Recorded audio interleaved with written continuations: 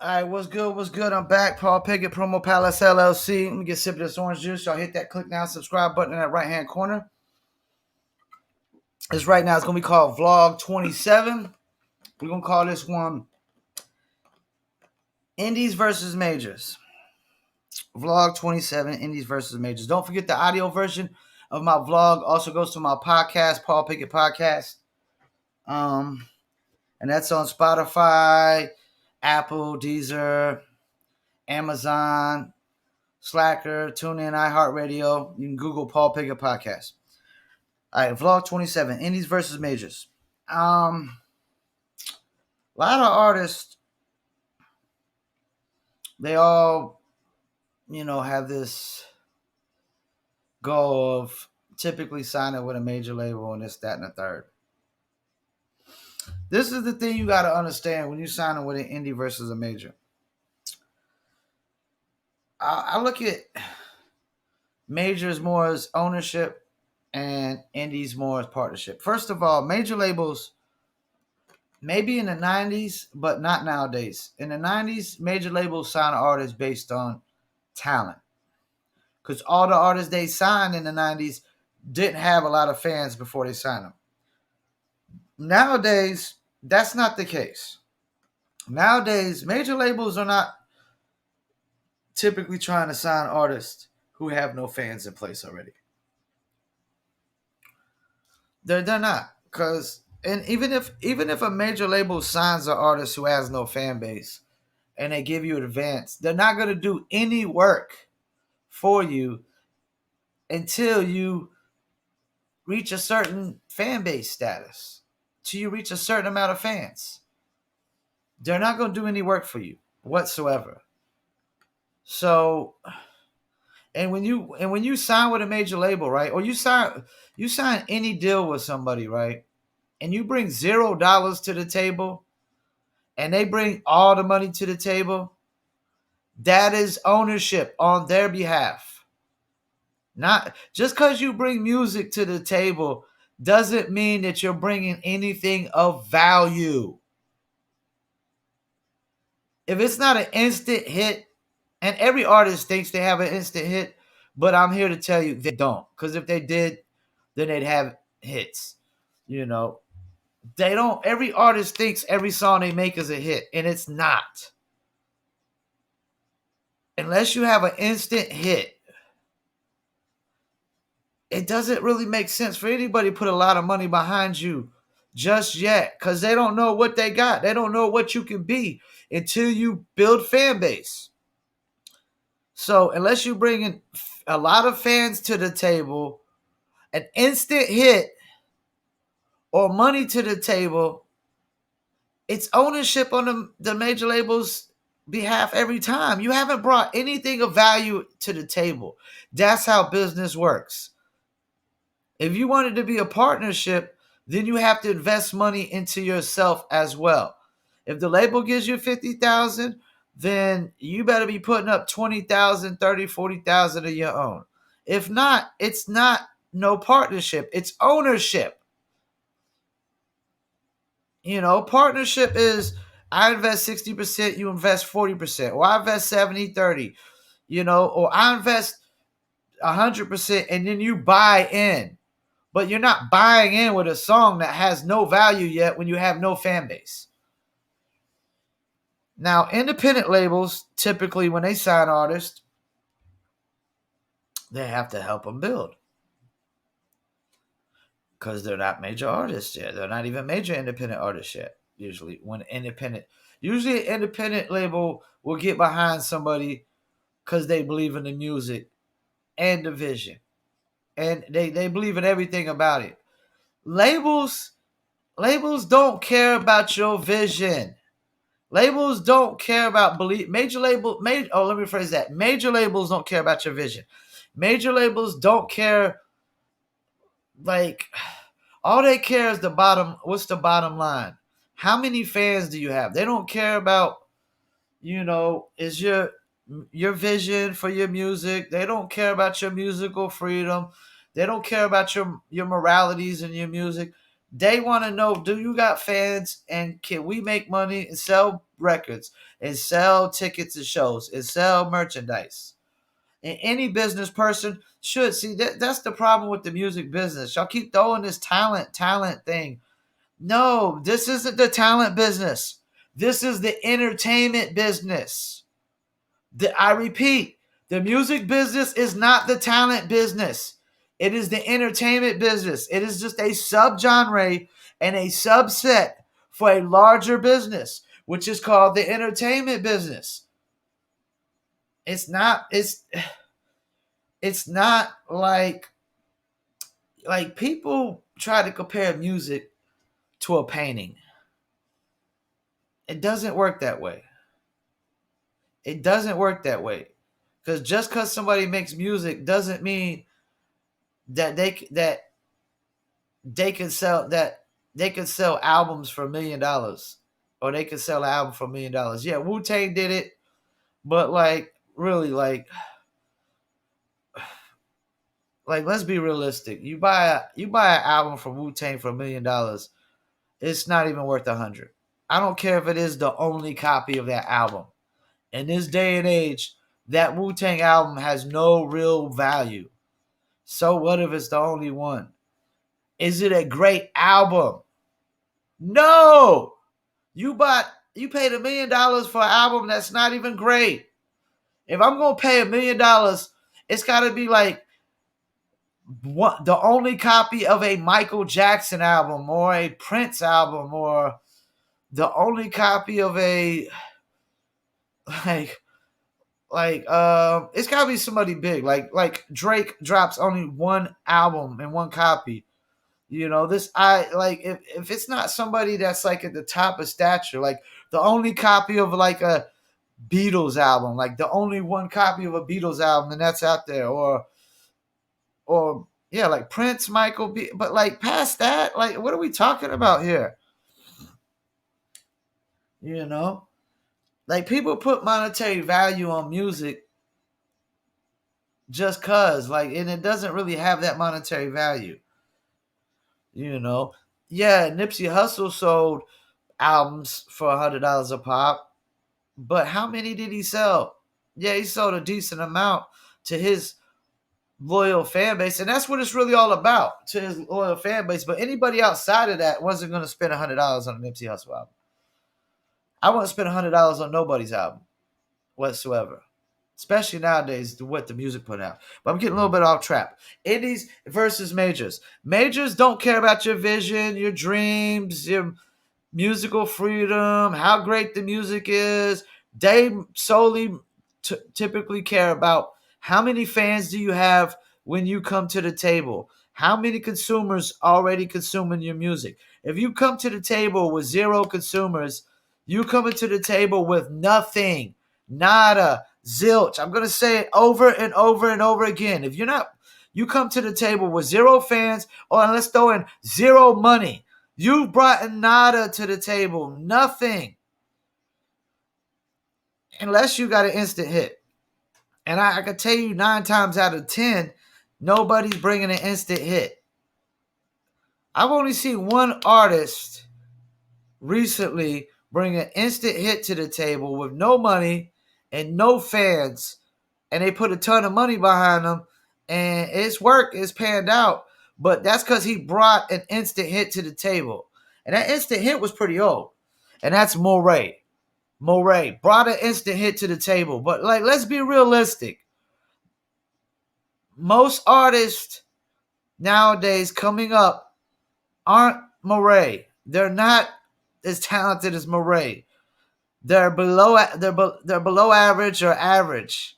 Like Moray's song Quicksand.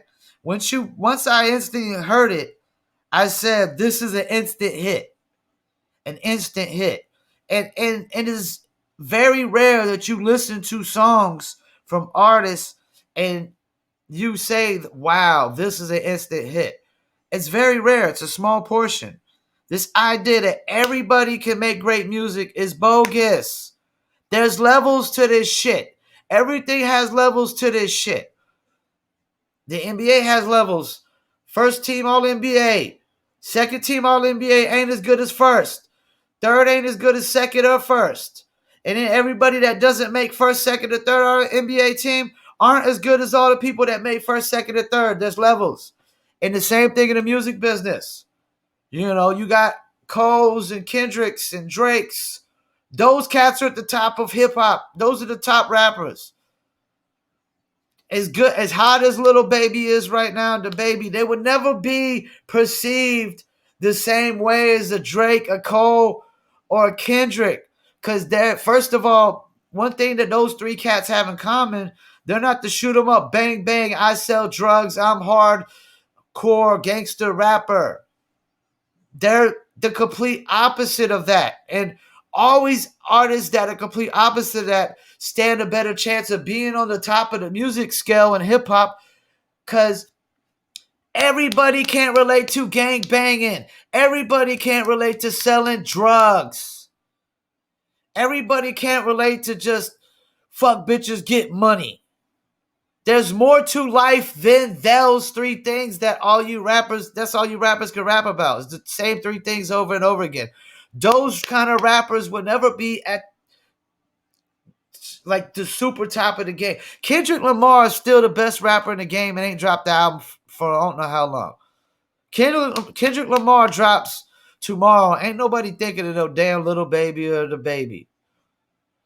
And I ain't say damn the Baby because I did promo for him, but the Little Baby. I mean, you know, and I ain't saying these guys ain't got some talented at all. I'm just saying the kind of music they make doesn't last for a decade.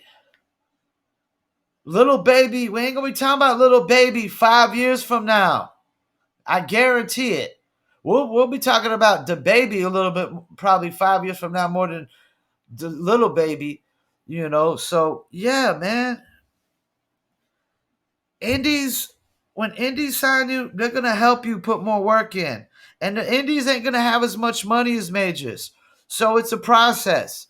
And even if you sign with a major and you don't got fans yet, it's a process.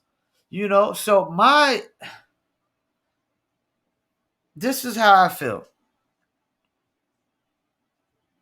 If you're an artist that doesn't have a lot of money, take as much money as you can afford and pick a platform like YouTube and start advertising your YouTube channel and start pumping out content.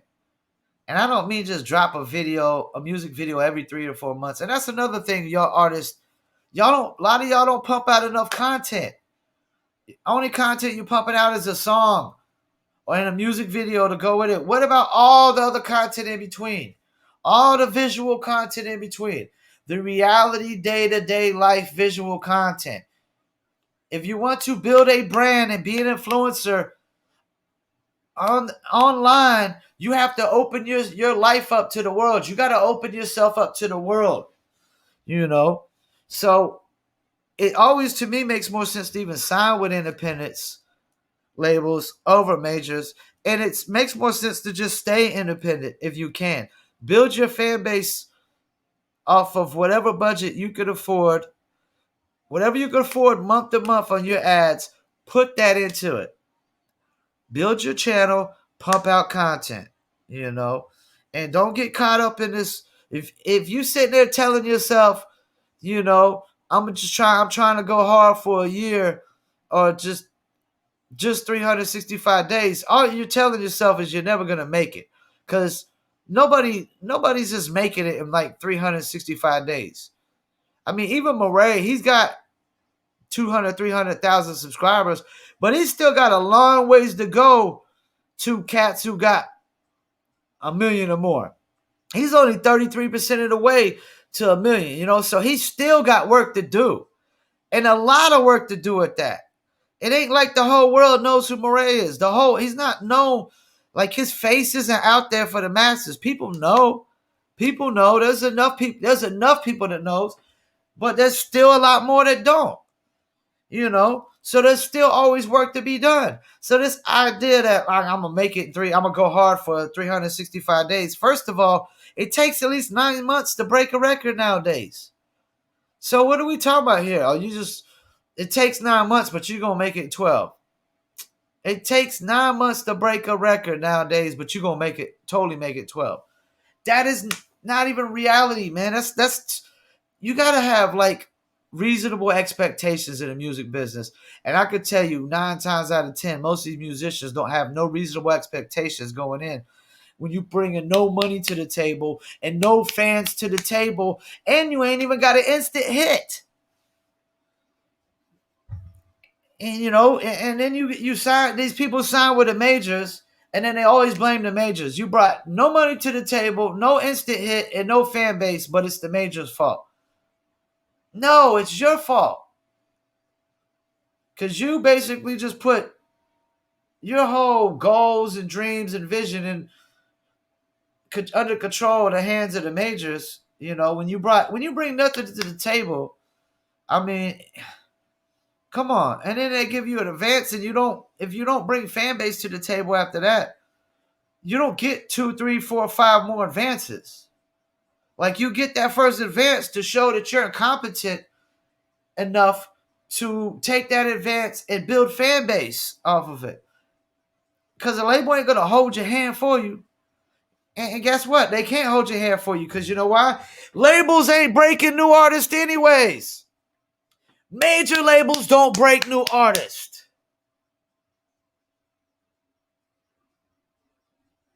They don't. Major labels don't break new artists. They don't. Because all they know is street team and radio. Major labels don't got the power to break artists online. The artists have got the power to break themselves. Artists know more about breaking artists nowadays than major labels. Trust me on that. Almost every person who owns an online music promotion company was an artist or a producer at one point. Trust me. They were artists or producer at one point. Artists know more about breaking artists than major labels do. They do, because the major labels don't really want to put the time into breaking you. They want you to break themselves. I repeat, major labels don't really want to put the time into breaking you. They want you to break themselves. Independents now, they'll put time in because independents have no choice. Because the independent doesn't solely invest in you, typically just based off of your fan base. Because typically when independent labels sign artists, they don't have a lot of fans. And they typically tour with the independent label to build that fan base up. The same way that a majors, if somebody signs a major artist or signs an artist to a major label that has no fan base, they have to put him on tour. Like they do with J. Cole's Dreamville artists. And even that doesn't necessarily get you to a point where you can headline your own tour. Most of these guys aren't big enough to headline their own tour. They're not.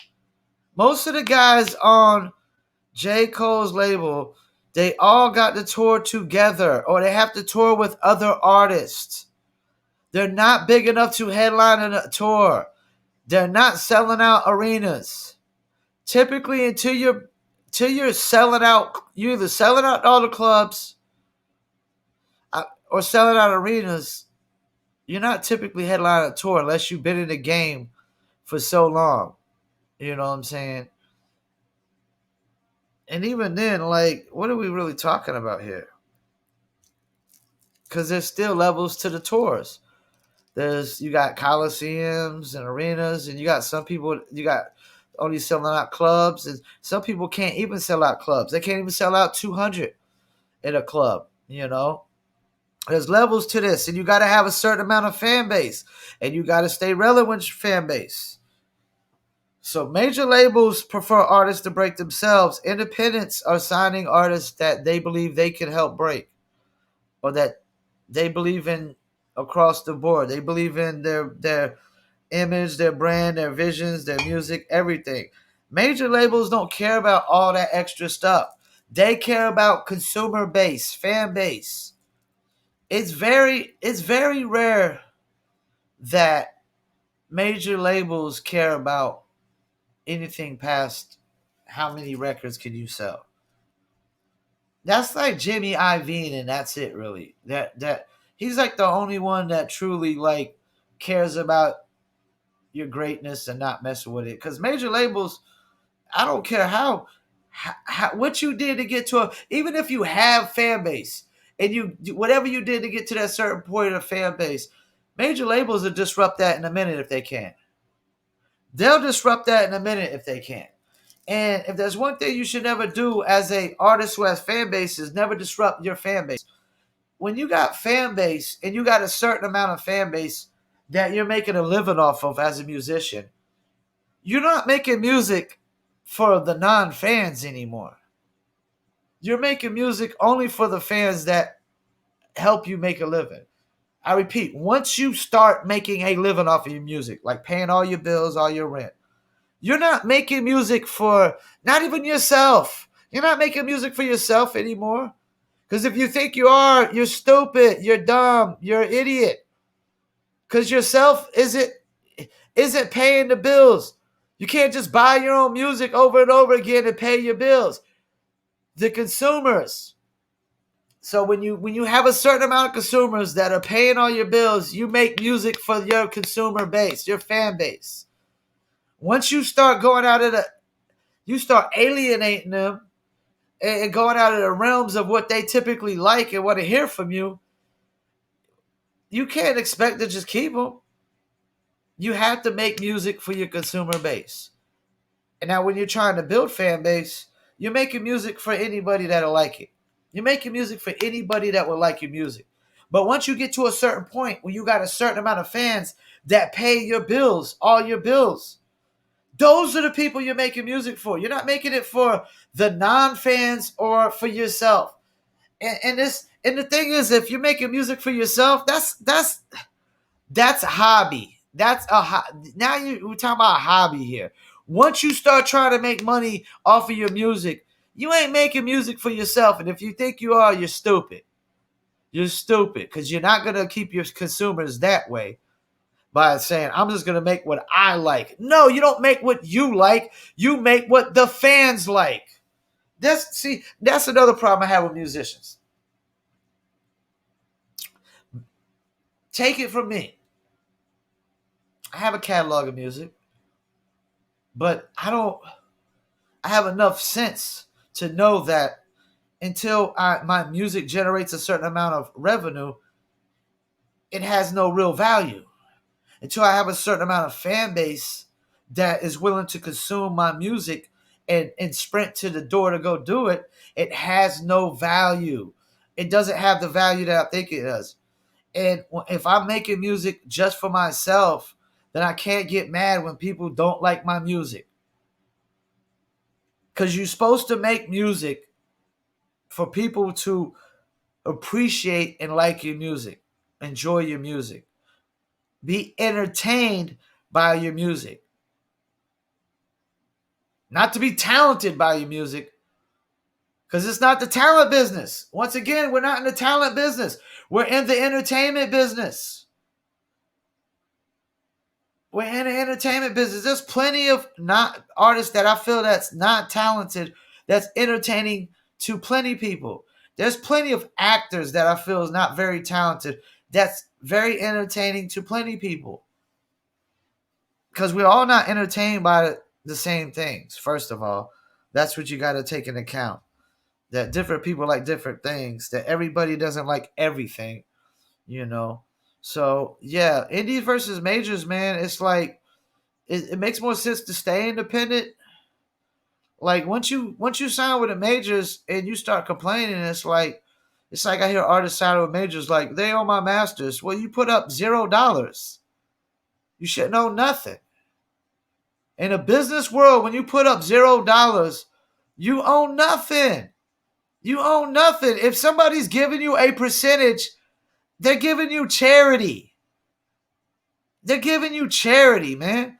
But damn, how much charity do you want? A label puts up $1 million, you put up 0, and you're like, they're jerking me. I'm not making my fair share. That's because you didn't put up your fair share. You put up zero. Technically, you should be getting back zero. Because your music didn't have no value when you brought it to the table if you didn't have any fans or you didn't bring money behind it. You didn't bring your own marketing dollars. If I paid for all the marketing promotions, yeah, you're getting a very small percentage. Because if I paid for all this marketing promotions, I paid for everything. I probably paid for the studio time, the music video, and everything. Like, you artists gotta wake up and smell the Folgers, man. Y'all live in this fairy tale, imaginary, made up, make believe world where you invest $0 and you're supposed to just get the bigger percentage. You're supposed to get the ownership of, you should own your masters, you should own this, own that, just because you made the music. No. That's just one part of the music business. Making music, and any old jackass can make music. But any and everybody can't promote music and market music and brand an artist and build an artist up till he gets a certain amount of fan base. And most artists they're not willing to take the time. They're not willing to invest their own money. So guess what? If you're not willing to invest the time and the money into your goal and your vision, guess what? It ain't your goal and your vision anymore. It's a goal and vision owned by somebody else. And I think on Iron Man 1 said it best. You think just because you have an idea that you own it? No. You think just because you have an idea of how to make a song that you own it? No, you don't. Nobody owns ideas. You know who owns the idea? The person who goes through with the idea. The person who follows through with the idea is who owns the idea. So if you ain't following through promoting your own music and building your own fan base, why do you think you should have the most ownership? You don't got no ownership. You just have a small percentage. To be honest with you, if you're not putting any money into the marketing and advertising dollars, you shouldn't have no say-so over the marketing and advertising. If I'm paying for your recordings, I should be the one to tell you if this song is a go or not. You should have no say-so if I say this song is a go or not. If I'm paying for all the studio recordings, your marketing and advertising, you ain't got, as far as I'm concerned, you should have no say-so. You should just follow my lead.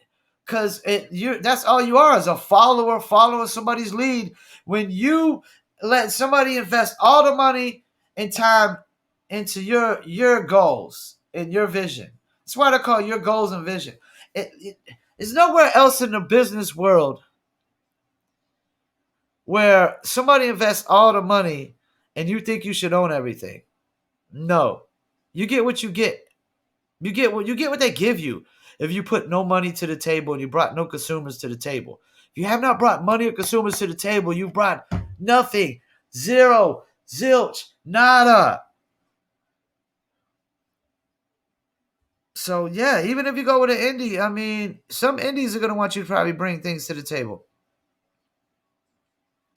And this idea that, you sign with a major that, you're not get paid enough or they don't own your masters. Well, maybe you should have invested more money into yourself and not expect somebody to invest all the money for you. I mean, like, that's a weak mindset to have. That is a very weak mindset to have. I'm not sitting there. I've never relied on nobody to solely invest in my goals and dreams for me. If you want to throw in for a percentage, hey, that's fine. I'm cool with that. And yes, I give a person some say so. Some say so if they invest a percentage. Unless you invest half 50%, you don't get 50% of the say. So anything less than 50%, that's your say. If that's how much money you invested. If you invested 0% into this, $0, that's what the say you should get. If this idea that an artist should have musical freedom when he hasn't even put the money up, $0 up, is bogus. No, you should have no musical freedom. Yeah, you should have people telling you what to do. Cause apparently you need people to tell you what to do if you can't if you ain't got your own money to invest. You don't even know what to do if you ain't got your own money to invest. You don't even know what to do because you ain't even got your own money to invest. I have my own money to invest and I do everything myself. I market, advertise my brand myself, and I invest my own money. And that's how it works when you have a goal and a dream and a vision in life that you're trying to achieve. This idea that you start crying, bitching, and complaining when you ain't put $0 in it, brought no consumers, and ain't even brought an instant hit is, come on, man. It's fairy tale. It's not even reality, man. That's not how it works in the business world. And another thing is, a lot of people y'all don't even act like the music business is a business. Y'all don't even think it's a business. A lot of y'all think it's not a business. Y'all think it's a charity event. It's a talent search. It's like American Idol talent search. I don't think if you ever notice, none of those people on American Idol ever pan out.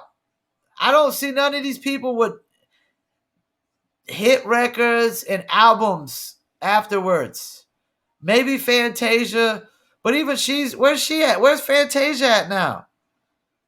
This idea that these just because they're talented they were gonna make it. That's a joke. We're not in the talent business. We're in the entertainment business. Do I gotta get a shirt made up? We're not in the talent business. We're the entertainment business. The music business solely came about to put music in the movies, which is a subgenre. What is the movie business? Entertainment. It's not the art business. It's not the talent business. Neither is the music business. The art business is the art business. The music business is not the art business. You know, this idea that musicians are so artistic. No! No! Poetry is not art. It's literature. It's not. It's not visual. It's audio. Music is not like without a music video. It's not a visual thing. It's an audio thing. So yeah, y'all gotta get out y'all's mindsets, man. Y'all gotta be more realistic about your expectations when you're not bringing anything to the table. And you gotta be realistic about your expectations when you do bring something to the table. Because once again, this idea that you're supposed to make it just because you're talented is bogus. Do you got a good personality? What's your image look like? What's your music content like? Are you entertaining? Do you entertain us? You know, I see plenty boring musicians that have no personality whatsoever. I've been to plenty shows and seen musicians that can't perform for squat. I don't call that very artistic if you can't perform for squat. You know. So yeah. Majors versus indies. Majors only care about consumers and fans. Indies care about a lot more, usually. Usually indies are going to sign artists that fit with the indie label too. Like if you look at all the artists signed the Tech Nine's label, they all fit. They don't sign artists that don't fit. Because you can't put these artists that don't fit on tour and expect to build fan base. Same thing with Dreamville artists. Dreamville artists fit with Cole. Because when you put them on tour, they're able to extract some of his fans. If you put an artist that's nothing like Cole on Cole's tour, it doesn't work. You can't, it's like I always say, you can't put a Chief Keef artist open up for a Raekwon show, and you can't have a Raekwon type artist open up for Chief Keef show. It doesn't work. You know, that's when direct marketing comes into a play. That's the only time direct marketing actually comes into a play is touring. You want to tour with artists that are similar to your music and have fans similar to the fans that would like your music. And that's the thing. You sign with a major, they're gonna have to put you on tour, or they're gonna have to get you a advance, and they're not necessarily gonna put you on tour. They might just if they give you if the label just gives you advance, then you got to get on your own tour. You got to build your own fan base, and that's what y'all still don't realize. So even if you sign with a major label and you got no fans, you still got to do the same work that an independent artist would do. I guess that's what I'm trying to get at. If you sign with a major label and you bring no consumers to the table, you still have to do all the work that an independent artist would do. And the label is not going to do it for you. And it's not just because they don't want to. They can't. They don't got the ability to, labels can't just break artists. They don't got the influence to just break artists. Labels are going to have to go to influencers to break artists. The influencers have the influence to break artists. Fans break artists nowadays. Labels don't have no power to break artists. That's why labels typically want artists to break themselves. And independent artists typically don't have choices but to help the artists break themselves because they're typically not signing major artists. Major artists are typically signing with majors, and the major independents that they sign, they've typically signed them when they weren't a major independent, and they helped build them up, and they all put in the work together. The artists didn't just sit back and what we call don't watch us work. The artists didn't sit back and watch nobody work. Usually on independent labels, usually independent artists are putting in a lot of the work themselves too. That's why it's called independence. You don't sign with an independent label and not have some kind of independence yourself. You know, you don't. Because most of the people that are signing with the majors are people who were independent and decided, well, I'm just going to go ahead and let them sign with a major label and let them amplify what I've already built. But if you sign with a major label and you brought no consumers, you can't amplify something that's nothing. You can't amplify something from nothing. You have to amplify something from something.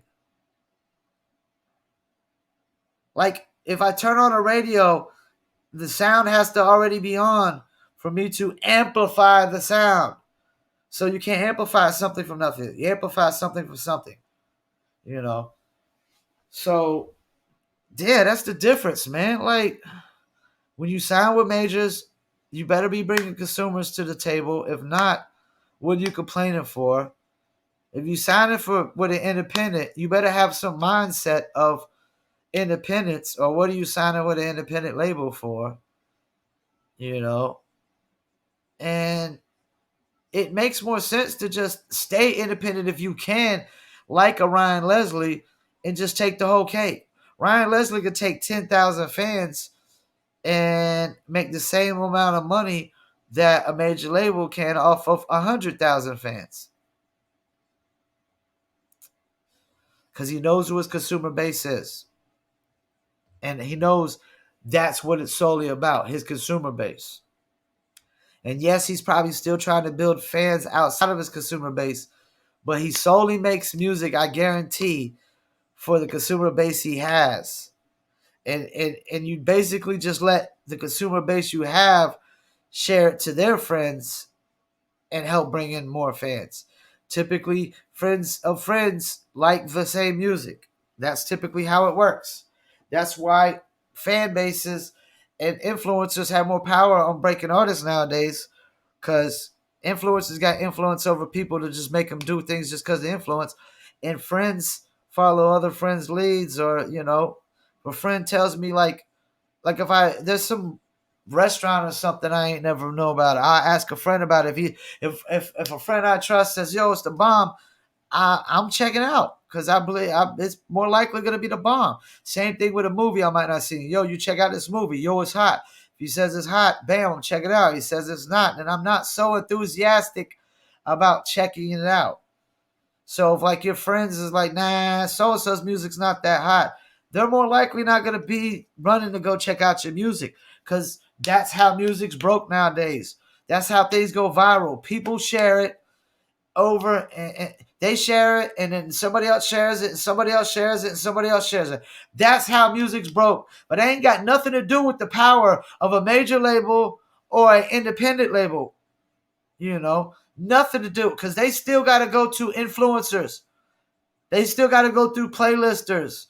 They still got to advertise. They still got to go to other third parties. They have no, that's the thing. Back in the days, major labels were just street team or radio. That's all you needed in distribution. A street team, radio, distribution, and then promotional items for the distribution. Nowadays, distribution has no value because anybody can distribute music. The 60,000 songs are being uploaded on Spotify every day. Distribution has no value. So just having promotional items doesn't work. You have to advertise. You got to get influencers. You need fans to reshare to other fans. You need people to have influence over other people in order for them to listen to your music. That's the way of the world nowadays. It ain't like radio where you could just play it over and over and over and over and over and over again. Because out of 60,000 songs with an oversaturation, it's not working that way. Once again, hit that click now, subscribe button in that right hand corner. Don't forget, this is Vlog 27, Indies versus Majors. I just want to break down the mindset of the majors versus the indies and what majors are looking for when they sign an artist and what the indies are looking for. And then your expectations are how an artist's expectations are so wrong when signing with a major and an independent. And also, if you're signing with an independent label and you're not patient and you're not willing to go through the process, then why are you signing with an independent label for? Because signing with an indie is going to be a longer process than signing with a major, because majors have more money, so they can speed up the process. The more money you got, you can speed up the process because you can pay more influencers, you can pay for more ads. But this is the thing: when you sign with a major and they give you an advance, they're not going to do that for you. So if you don't know how to do that, you just got your thumb up your ass then, because once again, you're an artist in a business that doesn't understand nothing about this business. Like, people don't get that there's two parts of this business. And if you only know the first part of the business, which is making music, then you know nothing about this business. I repeat, if you only know the first part of this business, making music, then you know nothing about this business. Because breaking music is where it's at. You can have the hottest song on the planet. You can sound like the second coming of Rakim, Nas, Kendrick Lamar, J. Cole, second coming of the baby, Little Baby. Without marketing promotions and a team behind you, it's not going anywhere. I did marketing promotions for the baby's 21 record. And I can tell you, they put up a lot of time and money, put out a lot of content. And they were very strategic on how they did things. They did things that stood out. Things that the typical artist wouldn't think of, like going to South by Southwest wearing a diaper. They were willing to push the envelope. That's another thing. That's another reason why we're not in the talent business. Sometimes as an artist, you got to be willing to push the envelope. Tyler, the Creator, eating a cockroach off his arm. The rappers coming out with pink hairs and pink. Yeah, you gotta be willing to push the envelope to be a man to come out with pink hair. A straight man at that. A straight man to come out with pink hair, you gotta be willing to push the envelope. Like Cameron was when he started wearing pink and made it popular. I never wore pink as a man. I never will, because I'm not willing to push the envelope in that way. And that's another thing in this business. Like, excuse me. To some people, the weird stuff is entertaining. The push the envelope stuff is entertaining. The far out there stuff is entertaining. To a lot of people at South by Southwest, it was entertaining to see the baby wearing a diaper. It's entertaining to see a grown man. It's funny. It's like, what the hell? Like, how can it not be entertaining, man? You see a grown man walk up in a diaper. Like, what the hell? What do you like? It's gonna get everybody's attention. I know that much, and that's part of things being entertaining, getting your attention. You know. So yeah, we're not in the talent business. We're in the entertainment business. Artists need to better manage their expectations when signing with a major and an independent, and you need to better manage your expectations when you're bringing nothing to the table. This idea that everybody should open the floodgates up for you when you've brought nothing to the table is fairy tale, imaginary, Snow White and the Three Dwarfs, make believe. It's Disney. That's what it is. It's not reality. It's not reality. You know, you bring nothing to the table. That's exactly what you deserve. So if you bring nothing to the table and you get 10% of the profits, as far as I'm concerned, you're getting charity. Charity. You've brought no consumers, no money, and no instant hit to the table. You're getting charity as an artist. You're a charity case. You know, you're not even an artist that can stand on his own 2 feet. You're not even a great artist. I don't care how good your music is. You're not great. You're not this mystical, magical, artistic guy. No, you're not even an adult. You're not even an adult as far as I'm concerned. If you haven't even invested money into yourself as an artist, you're not even an adult. You're just like a little kid that can't take care of his own responsibilities, because it's your responsibility to achieve your goals, your dreams in life. I'm not banking on anybody to achieve my goals and dreams for me. I'm not banking on that. I'm not counting on that. I'm not banking on that. I'm not relying on that. I'm not depending on that. That is a very weak mindset to have from the business standpoint of view. That is not self-employment when somebody has to put all the money behind you. That is, you're an employee. You work for them. That is not partnership. That is ownership. Yes, if they pay all your studio time and all your marketing promotions, yes, they should own your masters. What? What? No. If you ain't brought no consumers to the table or no money to the table, you haven't paid for your own studio time, your own marketing and promotions, none of it. No, you shouldn't own your masters. No, you shouldn't own the bigger percentage of profit. No, anything you get is a charity. That's how it works in the real world in business. So y'all need to stop applying these non-business ideologies and views to the music business. It's not American Idol, people. It's not a talent search. And guess what? In the 90s, when it was a talent search, they called it the golden age. It was a complete disaster. Stop it. It was not the golden age. More than 50% of the artists didn't even make it past 2 albums. That is not golden ages. That is not longevity. You ain't got, if we ain't talking about 5 albums in 10 years, what are we talking about here? We're not talking about longevity at all. We're not talking about greatness. We're talking about somebody who was hot momentarily for a short period of time. You being hot for a small period of time doesn't equivalent to greatness to me. Greatness comes from a longevity standpoint of view. LL Cool J was great.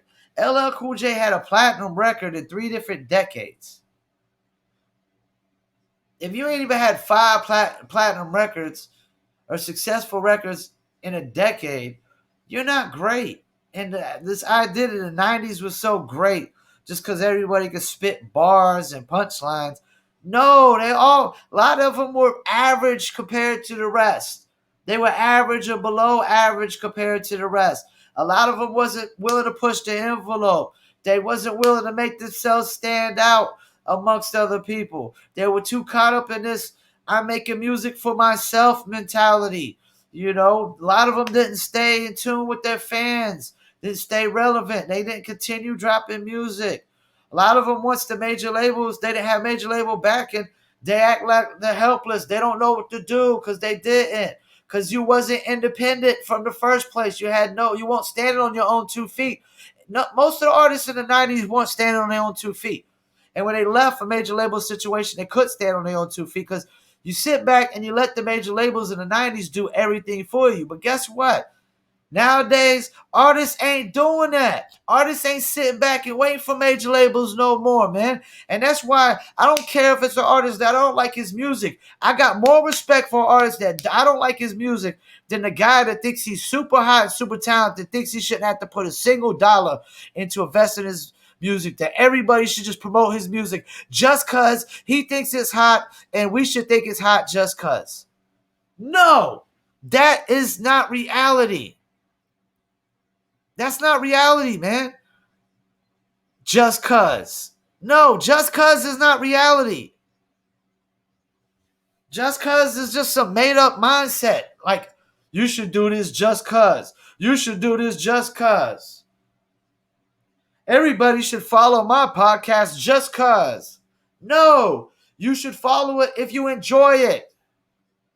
Stop it. Once again, hit that click down, subscribe button, vlog 27. Majors versus indies. Just going through the mindset of an artist's expectations on a major and indies and what their expectations should be, and understand what the expectations of the label themselves. Because you and the label don't have the same expectations. I hope you know that. Your expectations are always going to be somewhat different. You know, like this idea that an artist always, like, in musical freedom, like this idea that every artist should have musical freedom, like every artist knows how to make a hit record.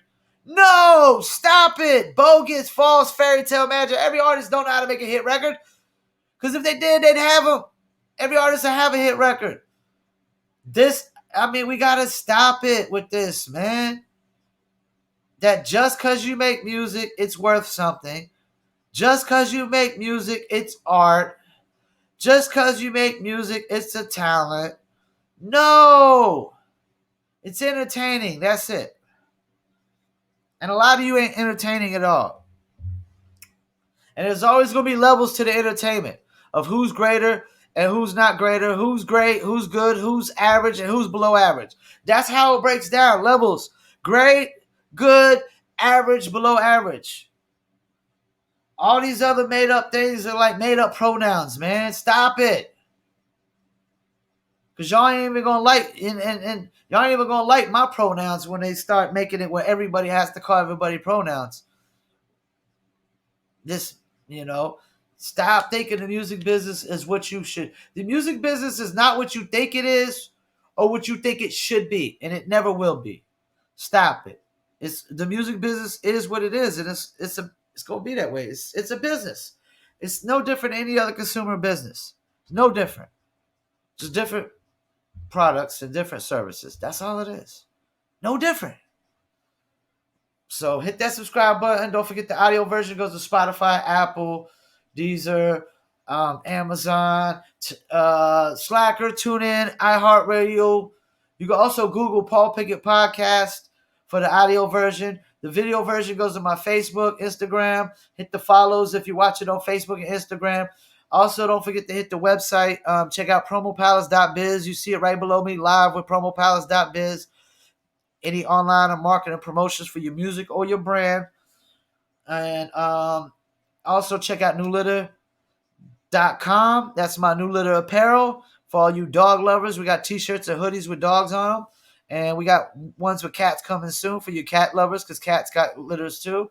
Also, don't forget to check out Dizzle Brand, dizzlebrand.com. It's the Dizzle Brand liquor. We got recipes on there on the website. You can follow the social media links. That way you can stay in tune and see when it comes to a store or a bar near you. And Dizzle Brand definitely started in the bars, and we're trying to get into the stores now. And shouts out to my Dizzle Brand fam, and that's dizzlebrand.com. Also, you can hit me up at promopalace1@gmail.com. That's promopalace, the number 1 at gmail.com, or paul@promopalace.biz. Once again, I want to thank y'all for tuning in. I know I didn't acknowledge my TikTokers watching live. Shouts out to my TikTokers that are watching live. I typically go live on my vlogs with TikTok and my podcast, and I pre-record for YouTube and Facebook and Instagram and whatnot. So everybody on my TikTok live, thank you. Hit that follow if you ain't following. If you enjoy this, I want to thank you for enjoying it. Stay tuned in 2, 3, 4 times a week. I go live on TikTok and I pre-record for my podcast and the Promo Palace LLC vlogs. Once again, I'm out. My name is Paul Pickett. Peace.